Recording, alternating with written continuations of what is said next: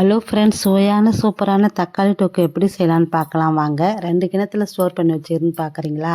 எல்லாம் நமக்கு தாங்க.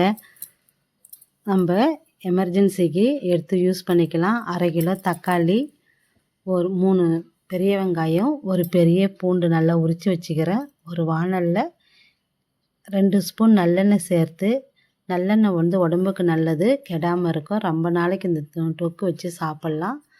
கொஞ்சம் 1/2 ஸ்பூன் கடுகு, 1/2 ஸ்பூன் உளுந்து சேர்த்து நல்லா பொரிய விடுவோம்.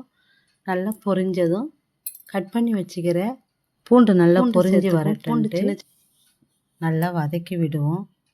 வதக்கி விட்டுட்டு கட் பண்ணி வச்சுக்கிற வெங்காயத்தை சேர்த்துக்குவோம். இது நம்ம ஃப்ரீயாக இருக்கும்போது இந்த தக்காளி தொக்கு செய்து வச்சுட்டா நமக்கு எவ்வளோ யூஸாக இருக்கும். திடீர்னு ஆஃபீஸ் போகிறவங்களோ இல்லை ஸ்கூல் போகிறவங்களோ இல்லை தனியாக ஆஃபீஸ் போகிற பேச்சுலர்களோ எல்லாருக்கும் இது பெனிஃபிட்டாக இருக்கும். ஒரு இட்லி வச்சு கொஞ்சோண்டு தக்காளி தொக்கு எடுத்து வச்சு சாப்பிட்டுட்டு உடனே கிளம்பி போயினே இருக்கலாம். நிறைய இதேமாரி தக்காளி தொக்கு, காரக்குழம்பு, புளிக்குழம்பு, துவையல் இது எல்லாம் நம்ம செய்து ரெடியாக வச்சுக்கிட்டா நமக்கு எவ்வளோ யூஸ்ஃபுல்லாக இருக்கும். இப்போ நல்லா வெங்காயம் வதங்கிடுத்து, அடி பிடிக்காமல் நல்லா வதக்கி விட்டுட்டு கட் பண்ணி வச்சுக்கிற தக்காளி சேர்த்துக்குவோம். தக்காளி அதுவே தண்ணி விடும். நம்ம தண்ணி சேர்க்க தேவையில்ல. தண்ணி சேர்த்தா சீக்கிரம் கெட்டுடுன்னுவாங்க. இதை நல்லா வதக்கி விட்டுடுவோம்.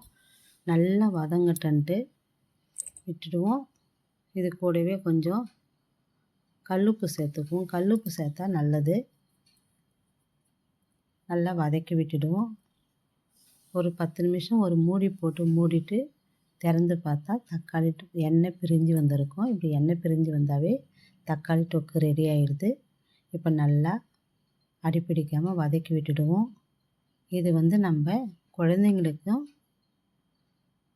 தொட்டு தோசைக்கு தொட்டு சாப்பிட்றதுக்கோ இல்லை சாதத்துக்கு சாப்பிட்றதுக்கு ரொம்ப ஈஸியாக இருக்கும். நீங்களும் இதேமாரி ஃப்ரீயாக இருக்கும்போது செய்து வச்சுக்கிங்க. இந்த வீடியோ பிடித்திருந்தால் லைக் பண்ணுங்கள், ஷேர் பண்ணுங்கள், சப்ஸ்கிரைப் பண்ணுங்கள். நன்றி, வணக்கம்.